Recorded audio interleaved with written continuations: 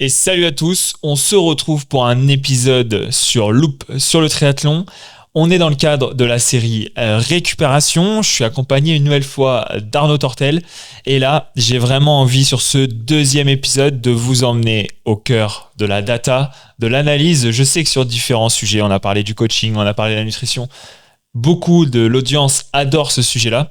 Et là, on en a parlé un petit peu dans le premier épisode, mais on n'a pas été en profondeur. Donc, j'ai l'honneur de recevoir Arnaud une nouvelle fois. Arnaud, pour commencer cet épisode, comment tu te sens là, quelques minutes avant de nous partager ton savoir ? Je me sens bien, je me sens heureux toujours de pouvoir discuter et de pouvoir... alors pour moi, c'est pas vraiment un savoir, c'est plutôt... je fais plutôt part de mes recherches sur le vivant, sur l'humain. Et ça tombe bien parce que dans le sport, j'ai en face de moi des gens qui sont avides d'expérience.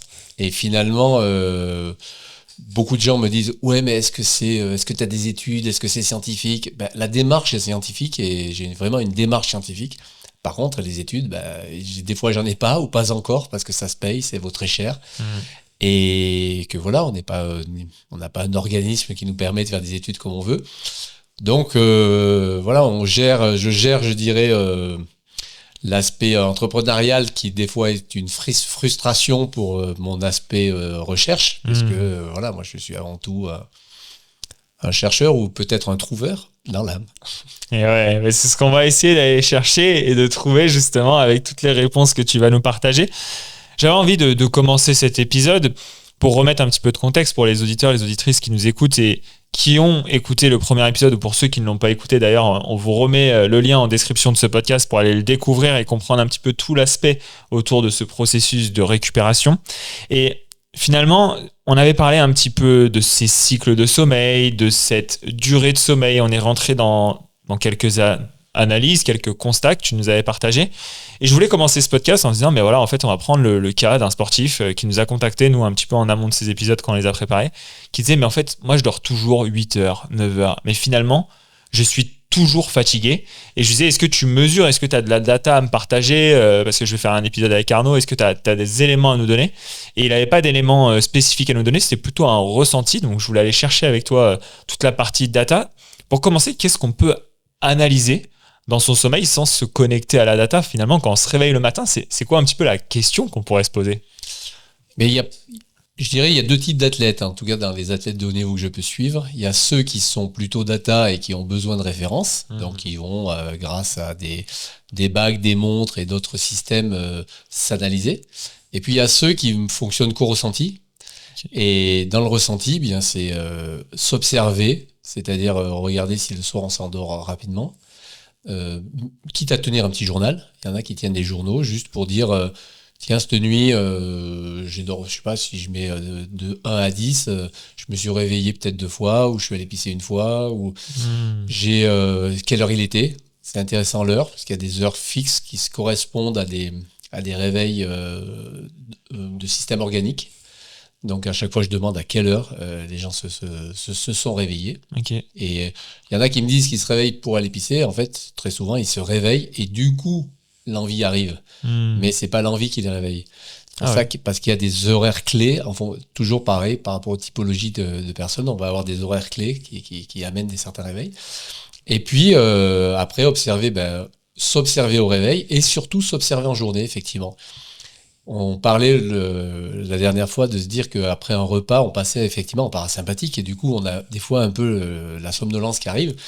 Elle n'est pas vraiment physiologique, même si c'est ce qui est observé. C'est-à-dire que somnoler après un repas, c'est déjà qu'on est fatigué.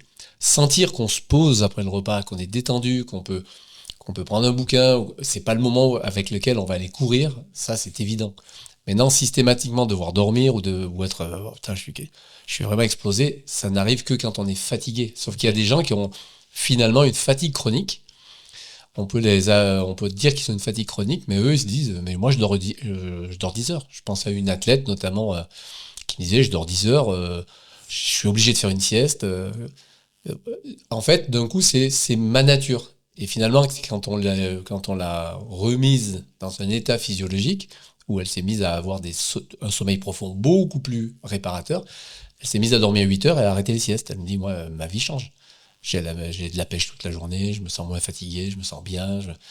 Donc c'est pour ça que c'est souvent cette observation, mais des fois l'observation, on en fait notre propre norme. En se disant, bon, j'ai toujours été comme ça. Alors c'est vrai qu'entre 20 et 30 ans, on s'observe et puis on se dit, bon voilà comment je fonctionne. Souvent c'est avec plus d'expérience liée à l'âge, on voit à quel moment on se dérègle ou si on a des fonctionnements différents. Il y en a qui voient bien que quand ils mangent trop ou après tel ou tel exercice, le sommeil est perturbé, certains exercices perturbent. Donc il faut observer, c'est très intéressant de s'observer.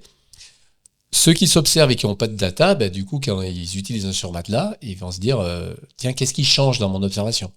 Donc là, évidemment, nous, on les écoute et j'essaye de traduire ça en données. Après, il faudrait observer peut-être 100, 200, 500 personnes comme ça pour se rendre compte d'eux. Donc là, après, voilà, ça fait partie des grosses analyses qu'on aimerait faire.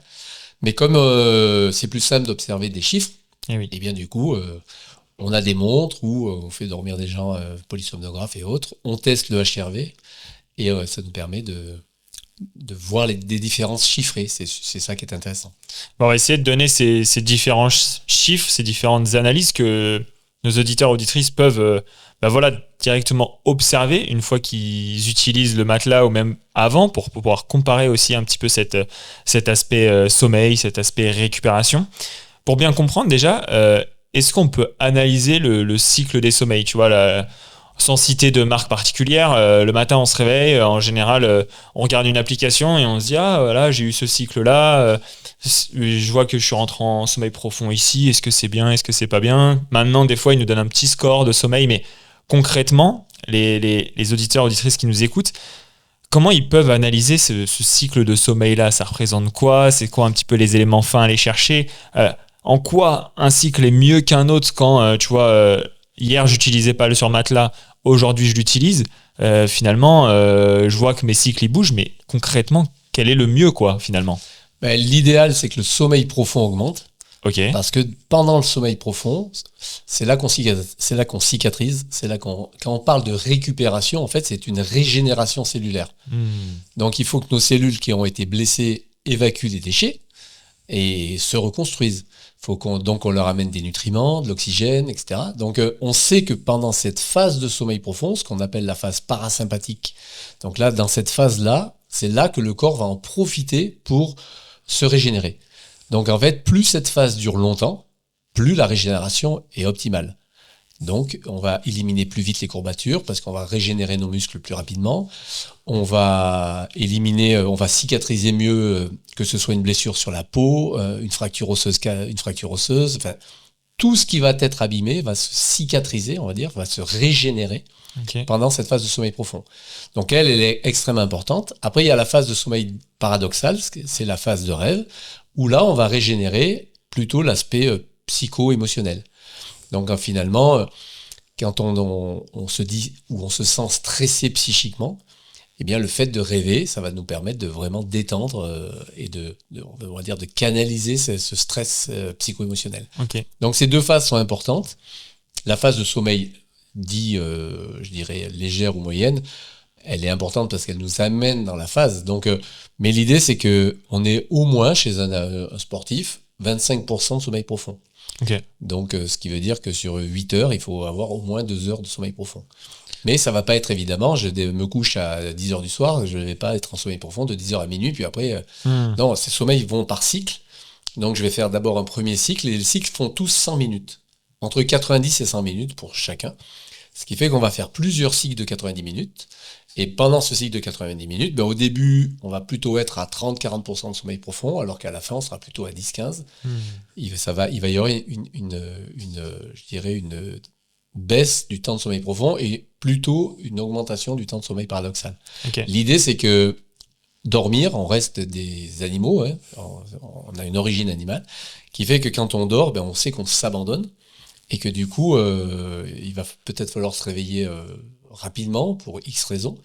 Donc en fait, les premiers cycles vont être d'abord on récupère le corps, puis si on a le temps, on récupère l'esprit.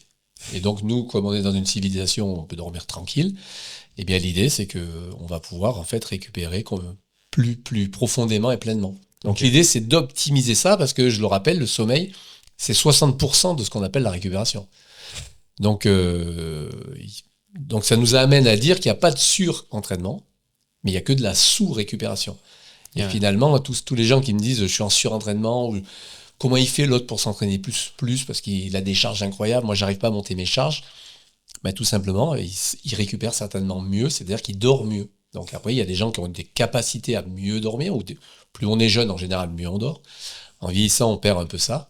Et l'idée du surmatelas, c'est de se dire, c'est quoi la physiologie finalement ? Comment ramener ce sommeil, le rendre le plus physiologique possible ? Qu'est-ce qu'on a finalement besoin ? Qu'est-ce qu'ont besoin nos cellules pendant la nuit ? Mais tu vois, il y a quand même ce lien, et c'est là où je me questionne entre... tu vois, le sommeil profond, je comprends que c'est lui presque le plus important, entre guillemets, mais on peut l'analyser assez facilement, celui qui est réparateur. Finalement, si je dors plus entre 8 heures et 12 heures et que ça représente toujours le même pourcentage, si j'augmente ce sommeil profond en augmentant mon sommeil, j'augmente ma phase de récupération, ou alors là, il y a quelque chose que j'ai pas cerné dans tout ça? En fait, on récupère beaucoup plus au début qu'à la fin du sommeil. Okay. Donc, si tu rajoutes 2 heures de sommeil à la fin, finalement, on se rend compte que là, il y a beaucoup de mouvements parce qu'on reste en sommeil léger, on descend plus en profond, donc on n'est plus du tout en phase réparatrice corporelle, c'est plutôt, je dirais, des phases plus ou moins psychiques de réparation. Donc en règle générale, on a surtout besoin d'avoir un sommeil, je dirais, d'une certaine durée, qui est propre à chacun, entre 6 et 8 heures. Et idéalement, pour avoir des sécrétions de mélatonine optimales, et donc avoir du coup un sommeil plus ou moins optimal, c'est bien de se coucher globalement toujours à la même heure. Okay. Ce qui fait qu'en fait, peu importe l'heure, on sait qu'on a des typologies qui se couchent à 1h du matin ou à minuit, et d'autres à 10h, ils sont explosés, il faut qu'ils aillent au lit. Donc en fonction de ça, eh bien, c'est bien de respecter votre rythme finalement.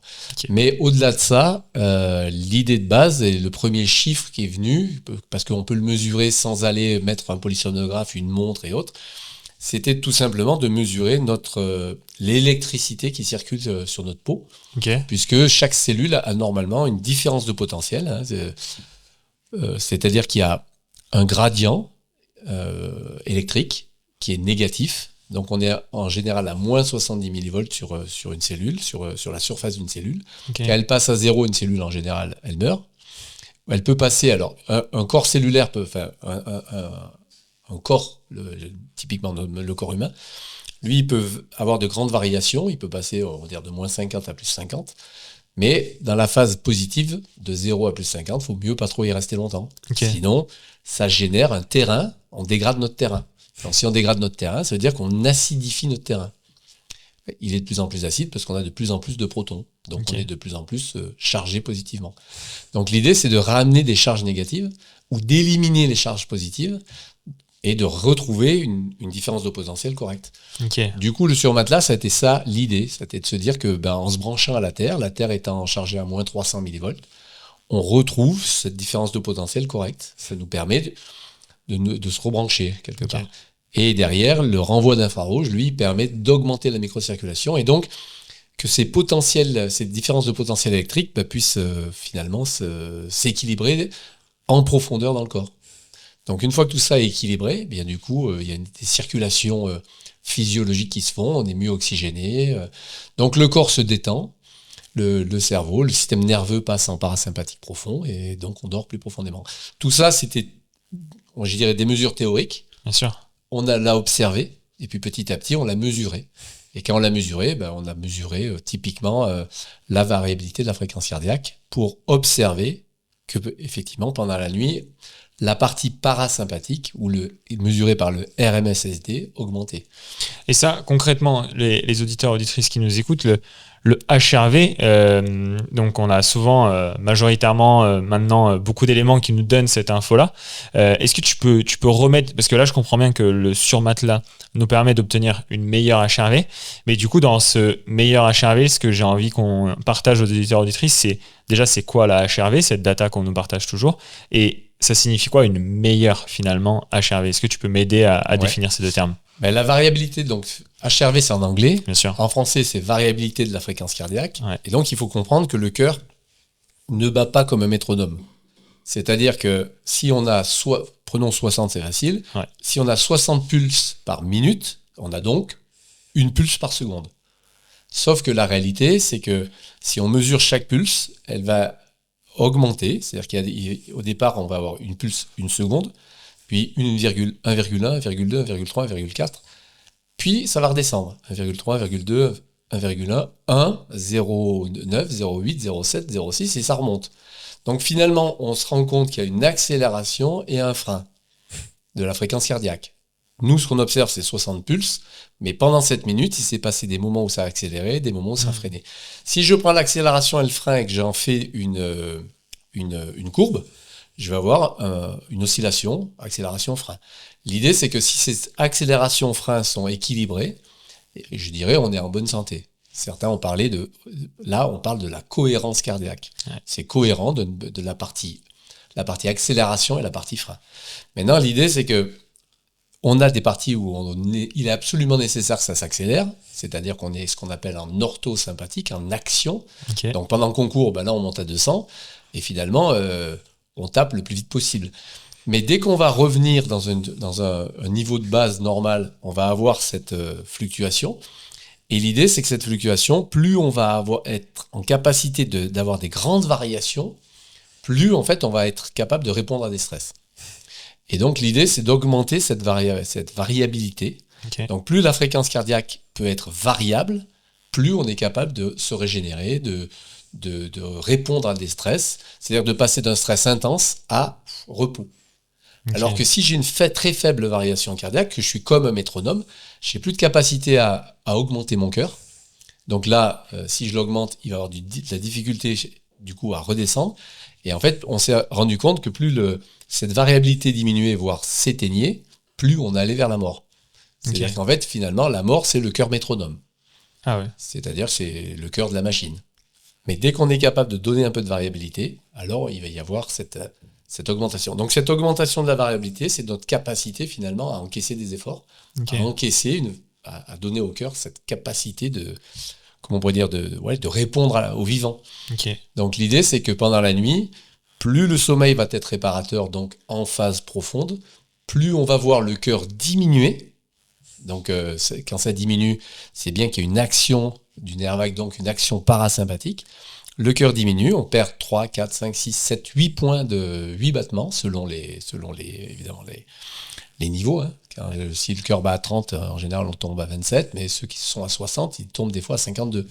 Donc on va vraiment avoir une diminution. Et donc du coup, derrière, quand on va mesurer cette balance ortho-para, on se rend compte que la variabilité augmente. Okay. Et donc les montres, notamment, ou les différentes marques, vont l'exprimer soit en chiffres, soit en couleurs, rouge, orange, vert. Et donc, beaucoup de gens n'ont pas la qualité du chiffre, mais par contre, ont la qualité des repères colorés. Et ils me disent, c'est vrai que depuis que je suis sur ce matelas, je suis tout le temps dans le vert, alors que je fais des fois plus d'efforts que les mois précédents. Et quand je fais un effort intense, je suis étonné, je repasse dans le vert assez vite. C'est-à-dire qu'ils vont récupérer plus vite, puisque du coup, on voit que physiologiquement, on a cette capacité de nettoyage et d'amener de l'oxygène ou d'amener des nutriments plus rapidement aux cellules mêmes. Donc il va y avoir une régénération plus rapide des muscles. Okay. D'où l'idée, c'est de se dire aujourd'hui, on a le surmatelas, et petit à petit, si on peut aussi finalement avoir des tenues de récupération en journée, et bien du coup, ces tenues vont pouvoir avoir une action même dans notre phase, je dirais dans les phases non actives. Okay. Aujourd'hui, c'est un peu ça notre but, c'est-à-dire de se dire toutes les phases où je ne fais pas mon sport, eh bien je peux être en récupération réelle. Alors qu'aujourd'hui, concrètement, quand tu es assis devant un bureau, t'es pas en récupération, tu es même plutôt en stress, tu te lèves, tu as des courbatures partout, tu es là, tu vois. Et il n'y a que vraiment la nuit qu'on récupère. Nous, le but, c'est d'augmenter. Alors déjà que la nuit, c'était la base. Bien sûr. Et petit à petit, c'est de se dire, tiens, est-ce qu'on ne pourrait pas récupérer, finalement, selon ces principes physiologiques, le maximum de temps dans la journée. Donc, je comprends bien que le premier élément qu'on peut aller chercher, c'est le temps de sommeil profond, finalement. Ensuite, de regarder cette variation de la variabilité cardiaque. Et un des éléments que aussi les montres peuvent nous donner, en fonction, ou les montres ou les bacs, comme on le disait, en fonction de certaines marques, c'est la FC au repos. Concrètement, est-ce que là, il y a quelque chose aussi à analyser? Est-ce qu'il y a quelque chose à aller chercher sur ça? Je sais que dans l'épisode précédent, tu nous partageais des datas de certains athlètes. Est-ce que là aussi, il y a un lien entre cette FC au repos et la qualité du sommeil? Oui, la FC au repos, en fait, c'est là où, avec le surmatelas, on se rend compte qu'elle diminue. Donc, du coup, et elle va diminuer dans le temps. Évidemment, c'est pas je dors une nuit, qu'est-ce qui se passe? C'est magique. En règle générale, si on a des gens qui ont des charges électrostatiques, je dirais positives, quand on les met sur le surmatelas et qui commencent à devenir négatifs, on se rend compte que tout de suite, au bout de 15 jours, en général, il faut à peu près 15 jours d'habituation, on voit la fréquence cardiaque qui diminue et là, on voit la VFC augmenter. C'est-à-dire qu'on voit une normalisation des systèmes. Okay. Il y a même des gens je pense à des athlètes qui, la première fois qu'ils ont dormi sur le surmatelas, ils me disent j'ai l'impression que comme on le branche dans une prise, c'est une fausse prise plastique. Nous, ce qui nous intéresse, c'est que la terre. C'est-à-dire qu'en France, c'est le petit bouton qui sort là. Donc on se plug à ça, mais eux, ils sentaient de l'électricité. Ils me disaient je sens un courant. Je fais oui, ben forcément, tu as moins 300 millivolts et toi, tu es chargé positivement. Je fais donc tu sens qu'il y a des électrons, il y a quelque chose, parce qu'ils ont un vrai ressenti. Et après, du coup, voilà, on va pouvoir voir sur une montre classique ou même un polar, on va voir en fait que notre fréquence cardiaque de base, au repos, va commencer progressivement à diminuer.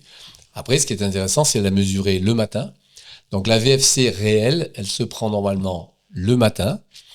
Alors les montres, il y en a qui dorment avec leur montre. Aujourd'hui, c'est pas scientifiquement établi, c'est-à-dire que ça peut donner des valeurs, ça peut donner une idée, mais si on veut véritablement connaître sa VFC, il faut le matin au réveil, rester allongé dans son lit 5 minutes et mesurer, prendre son cœur, prendre les pulsations cardiaques. Donc 5 minutes de pulse, ensuite on se met debout à côté du lit, 5 minutes de pulse. Et là, on a bien les 5 minutes allongées en para et les 5 minutes debout qui vont nous donner la variabilité, on va dire la fréquence ortho. Et là, on va pouvoir calculer la variabilité entre les deux. Et de là, eh bien, on va petit à petit voir des améliorations. Maintenant, ça se prend sur du long terme, puisque du coup, c'est totalement dépendant de ce qu'on vit en journée. Donc, si on prend le mois de janvier, mais... tu t'entraînes, tu fous rien et au mois de février tu cartonnes, forcément t'as pas déjà les mêmes bases. Donc quand on fait des études, on demande aux gens de vivre idéalement 2 vies parallèles et similaires dans les 2 blocs d'études, et puis à partir de là on regarde les variations de VFC, etc. Il y a pas mal de facteurs qui peuvent influencer, donc on essaie de minimiser pour être sûr que ce soit que le sommeil. Okay. Après, ce qui est intéressant, c'est que maintenant, c'est depuis 1 an et demi qu'on a commencé à commercialiser le surmatelas. On a demandé il y a pas mal de gens qui nous envoient leur retour et qui nous disent voilà l'amélioration que j'ai eue avant-après avec leur montre. Donc après, petit à petit, ça nous permet de tenir des statistiques avec les clients finalement, bien sûr, qui est assez importante parce que ils ont des fois 2-3 ans de leur propre data et ils voient d'un coup l'après-surmatelas sur la même vie pendant 6 mois ou 1 an. Ben, c'est plus du tout les mêmes niveaux. Ils tombent, très souvent, ils ne vont pas aller tomber dans des niveaux aussi bas que ce qu'ils avaient avant. Donc ça leur permet, par contre, c'est du long terme, quoi. Okay. Ça se lisse à long terme. Ouais. C'est pas la magie, elle s'opère là. C'est de la physiologie. C'est pas tiens, j'ai pris une gélule et ça y est, je suis un surhomme. Ouais. C'est plutôt, par contre, alors c'est là où tous les gens qui se connaissent bien, ben, ils voient vite que il se passe quelque chose. Ouais. Et que ils nous disent on peut plus s'en passer, mais c'est normal, on peut pas se passer de la physiologie. Le surmatelas, il amène entre guillemets rien en lui-même. Il fait qu'une seule chose, renvoyer nos propres infrarouges, donc c'est ceux qu'on émet. Ouais. Et deuxièmement, c'est comme si on était allongé par terre. Ça nous permet de dormir à même le sol. Ouais, c'est ça. Sauf qu'on est dans notre lit, tranquille. Donc, en fait, il amène rien. Il n'y a pas de molécule ou je ne sais quoi qui vient activer quelque chose. Ouais. Il stimule notre physiologie. Donc forcément, ça nous aide à aller vers notre optimum du moment. Et concrètement, je comprends que ce pilier vraiment récupération / sommeil, on disait pratiquement 60% de la récupération.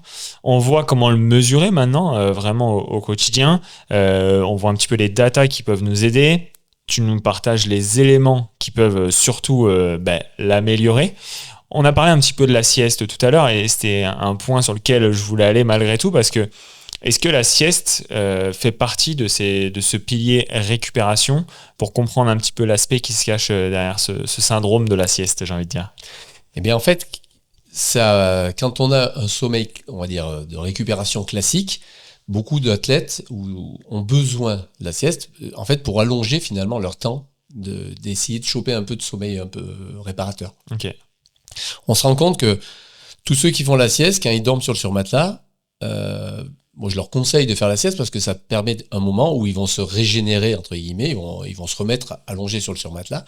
Mais finalement, de plus en plus, ils nous disent je dors plus, c'est-à-dire j'ai plus besoin de sieste. Par contre, j'ai plaisir, alors puisque je sais que je récupère, je vais aller me mettre dans mon lit juste pour lire ou pour faire une activité, okay. Juste pour être assis sur le surmatelas et continuer à récupérer. Donc ça nous donne aussi des idées, par exemple, de faire des sièges de récupération sur lesquels on peut s'asseoir pendant qu'on bosse sur l'ordi ou qu'on est devant la télé. Parce que finalement, le côté sieste progressivement disparaît avec l'utilisation. Okay. C'était pas quelque chose qu'on pensait. Je m'étais dit, il y en a peut-être qui ont plaisir et besoin. Mais finalement, les besoins sautent. C'est-à-dire que très souvent, c'est associé à ce côté post-prandial où après le repas, j'ai un coup de barre. Ben, ils ont plus ce coup de barre. Okay. Donc du coup, ben, naturellement, tu te dis, tiens, j'ai plus envie de profiter finalement de la journée, quoi. Ouais. Je sais pas. Donc il y a pas ce côté fatigue qui tombe et tu te dis, ça va me faire du bien. Ouais. Donc naturellement, ils y vont plus. Ouais, donc la sieste est une réponse finalement à une fatigue et une non-optimisation, j'ai envie de dire, de son sommeil, quoi. Absolument. Okay. Ça fait partie c'est une deuxième ressource de sommeil qu'on essaye d'avoir, finalement qu'on a mis en place parce que la première n'était pas optimale. D'ailleurs, souvent, c'est les gens avec l'âge ou les personnes âgées, je dirais communément, on voyait des gens dans le temps, enfin même maintenant, qui font des siestes parce qu'ils ont des sommeils très courts. Beaucoup dorment 4-5 heures et du coup ont 1 heure de sieste après le repas ou s'endorment dans la journée à des moments, juste des phases un peu des petites siestes de récupération parce qu'ils ont un mauvais sommeil la nuit. Okay. Et ça, quand on améliore ce sommeil-là chez les personnes âgées, on se rend compte que ils ont plus besoin et que la journée, ils ont plus de pêche. Ouais.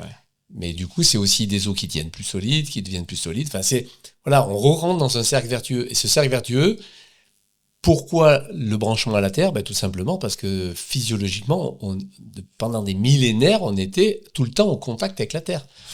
On marchait pieds nus ou on marchait avec des chaussures en cuir.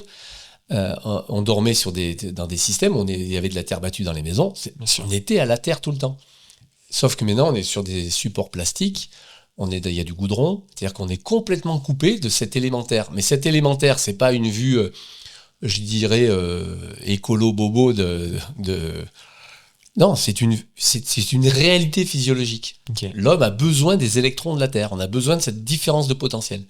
Elle est chargée négativement et en haut le ciel est chargé positivement, c'est ce qui fait les éclairs réguliers. Donc ce dipôle, la Terre a un dipôle et tous les êtres vivants sont aussi câblés pareil. Okay. Donc du coup, chaque fois qu'on va être perturbé et qu'on va perdre de notre côté, on pourrait dire négatif, eh bien du coup, on a besoin d'aller se recharger. Alors soit on mange des choses qui vont nous aider à éliminer tous ces déchets, soit très simplement, et ça coûte rien, on va se brancher à la terre. Donc on peut marcher pieds nus, on peut... Super, sauf que concrètement, j'habite au 14e étage d'un immeuble où je peux pas. La terre, l'avantage, c'est que l'électricité ambiante faisant des surcharges, il a fallu brancher des piquets dans la terre pour finalement supporter nos surcharges électriques des maisons. Et donc la terre, on l'a dans les prises. Okay. Donc si on se branche à la prise, on se branche à la terre. Donc en fait, on n'a rien inventé. C'est pour ça que c'est pas... on stimule, entre guillemets, rien. Bien sûr. On ne fait que stimuler la physiologie et c'est d'une simplicité. Mais ça se mesure. Et oui, et tu parles de mesure justement, et un des retours que j'avais ciblé un petit peu dans les retours des auditeurs auditrices en préparant tout ça, c'est quelqu'un qui me partageait qu'il analysait son sommeil certes, mais aussi il avait une question, donc je sais pas si tu vas avoir la réponse sur ce sujet-là, mais en fait des fois dans des grosses charges d'entraînement, il nous partageait, ça lui arrive de se réveiller la nuit complètement trempé, comme si son corps s'était nettoyé et du coup il se demandait si ça c'était normal, est-ce qu'il y avait une analyse à faire de pourquoi ça tombe, à quel moment, etc. Est-ce que tu as déjà entendu parler de ce phénomène? Tu peux partager peut-être à... Ouais, c'est un phénomène très fréquent. Ok. Et ça arrive alors soit dans des grosses phases comme ça d'entraînement ou après des courses. Ça arrive aussi après des fièvres. Bien sûr. Ça arrive je dirais assez communément. On prend des grosses suées la nuit. Quand on prend une grosse suée, en fait, le corps se met en para à fond et essaye justement d'expulser, de nettoyer, on va dire, de rétablir certaines polarités. Donc en fait, on va passer comme ça dans cette phase. Et ça, typiquement, c'est des choses qu'on a vues. Donc maintenant, on en parle aux gens. C'est que les premières nuits sur le surmatelas, il y en a qui transpirent de fou parce que le corps en profite tout de suite pour nettoyer. Ah ouais. Et après, il se normalise. Et c'est une fonction qu'on voit assez souvent, ouais. Okay. Et j'ai eu des gens, même dernièrement là, qui ont attrapé, on va dire, la grippe. Ils me disent, ça y est, je tousse, je monte en fièvre, je suis pas bien. Et la nuit, dès qu'ils se sont couchés, la nuit, ils ont transpiré de fou. Et le lendemain, ça allait beaucoup mieux. Ouais. Et du coup, on évite, c'est-à-dire, j'en ai beaucoup qui n'ont pas fait de grosses grippes. C'est-à-dire que ça passe vraiment en 2 jours, c'est fini, quoi. C'est fini, mais parce qu'en fait, ce branchement, ce système, et si on reste en plus dans le lit, là, pour le coup, quand on est malade plus longtemps, on va nettoyer. Et évidemment, si on boit beaucoup d'eau, c'est mieux. C'est mieux pour le turnover. Mais il y a ce phénomène. Ce phénomène est classique. Et ce phénomène n'est pas... le surmatelas ne l'empêche pas. Moi, la toute première fois, quand je l'ai mis au point, évidemment, j'étais le premier à dormir dessus. Pendant 3 jours, j'ai transpiré comme un fou. Je me disais, mais ça tient... Alors, j'étais parti ça tient trop chaud. Et puis finalement, après, j'ai arrêté de transpirer dès que je me suis mis finalement en normalité. Et cet été, là, on a mis des nouveaux surmatelas très épais, plus cocooning, entre guillemets, très épais, il y a 700 grammes par mètre carré. Puis on a mis la membrane dessus, donc c'est plus pour du confort, pur confort. On l'a conçu ce mois de juin. J'ai dit, bon, je vais passer l'été dessus pour voir si... en fait, on ne transpire pas. On n'a pas plus chaud. C'est ça qui est particulier. C'est très paradoxal, en fait. Cette notion de chaleur, parce que du coup, on a le cocooning, c'est relax. Par contre, si je fais une grosse sortie, je fais une bringue, il y a des chances que je me mette à transpirer beaucoup, parce que le corps, lui, va tout de suite répondre, à se dire, c'est bon, j'ai la possibilité d'éliminer. Donc c'est quelque chose que les gens, vont observer, ça, sans problème. Et maintenant, j'ai envie d'aller te challenger sur les quelques minutes qui nous restent sur cet épisode, sur les autres éléments qui peuvent améliorer justement ce sommeil. C'est vrai qu'on n'en avait pas trop parlé sur le premier épisode. Je m'étais dit, on va faire un petit point là-dessus. Typiquement, on dit, voilà, il faut avoir le noir complet. Il faut potentiellement, en fonction de certains profils, ne pas entendre le bruit qui se situe dehors. C'est quoi un petit peu les éléments que tu peux nous partager là-dessus? Peut-être que même tu peux nous en dire un petit peu plus sur ce que vous êtes capable de proposer sur cette approche, j'ai envie de dire, large, avec cette mission d'améliorer le sommeil finalement. Eh bien, effectivement, le bruit, il faut soit se mettre des bouchons d'oreilles, soit se mettre dans une atmosphère où on est une chambre, on va dire, peu bruyante. C'est bien d'insonoriser un minima. Et après, pour se mettre dans le noir, il y a cette idée du masque. Et cette idée du masque, je me suis dit, tiens, si je mettais la matière que l'on met dans les surmatelas sur le masque. Le but, c'était de renvoyer, donc on sait qu'on renvoie les infrarouges, le but, c'était de pouvoir détendre toute la partie oculomoteur, donc tous les muscles autour des yeux. Et en fait, on s'est rendu compte que quand on a la membrane qui renvoie ces infrarouges, on renvoie d'un coup, ça augmente la microcirculation des 2 yeux, et les 2 nerfs optiques se détendent immédiatement, de manière, on va dire, conjointe. Ce qui fait que les 2 cerveaux, le cerveau droit et le cerveau gauche, vont se synchroniser. Et ça, c'est le propre de l'endormissement. Dès qu'on se synchronise. Pourquoi on ne s'endort pas? En règle générale, on ne s'endort pas soit parce qu'on est trop excité physiquement, on va rester en ortho, donc on va utiliser le cerveau gauche et on est plutôt dynamique, soit on va plutôt avoir un stress dans la journée, ou je sais pas, ta fille s'est blessée à l'école, ou ton père est à l'hôpital, ou je ne sais quoi, tu te dis. Donc tu y repenses, ou le boulot, tiens, qu'est-ce que je vais leur dire demain? Ça te prend, comme on dit, ça m'a pris la tête et j'ai pas pu m'endormir. Eh bien ça, c'est parce que le cerveau gauche, lui, va rester dans l'émotionnel. Le cerveau droit, pardon. Donc une fois qu'on a réglé ces deux parties, boum, on s'endort. C'est-à-dire qu'il faut les synchroniser, il faut les détendre. Et le masque, on s'est rendu compte qu'en mettant le masque de nuit, alors on a fait versus masque de nuit classique et masque de nuit avec la matière, et on s'est rendu compte que l'endormissement a été extrêmement rapide. par rapport à un masque de nuit, juste se mettre en nuit. Okay. Il y a des gens qui ont du mal à s'endormir avec le masque de nuit au début parce qu'ils n'aiment pas quelque chose qui plaque sur leurs yeux. Mais sinon, après, très vite, une fois que les gens y ont goûté, ils le lâchent plus. Okay. Et petit à petit, comme on ne s'adresse pas qu'à des sportifs, mais vraiment à tout le monde, on a eu pas mal de retours de personnes âgées qui nous ont dit mais c'est dingue, ça m'a amélioré ma vue, c'est-à-dire que ça m'a amélioré notamment les glaucomes, ça a amélioré progressivement les DMLA. Donc ça, on n'a pu que l'observer, on est en train de réfléchir à faire des études justement sur les yeux pour voir si ce phénomène finalement de cicatrisation, augmentation de la microcirculation, etc. dans l'œil, n'amène pas une amélioration aussi physiologique, alors je dirais, de l'œil lui-même. Mais aujourd'hui, ce qui nous intéresse, c'est le sommeil, et dans le sommeil, c'est la synchronisation finalement des deux cerveaux. Donc le surmatelas, le masque de nuit sert à ça. Okay. Donc il y a des gens qui sont adeptes complètement du masque de nuit, qui nous écrivent en disant c'est fou, depuis que j'ai ça, mais je m'endors bébé quoi. On voit le premier, mais non, ça peut m'arriver que j'ai un vrai stress et que finalement je le mets, mais par contre je brode tellement que quelque part, je veux pas m'endormir. Mais des fois, j'arrive, je me dis, allez, dors. Je pose, voilà. Je me mets en mode, allez, faut dormir. Dans la minute, je m'écroule, quoi. Et beaucoup de gens aussi nous ont témoigné le fait de ne plus se réveiller la nuit. D'avoir beaucoup moins finalement, de micro-réveils.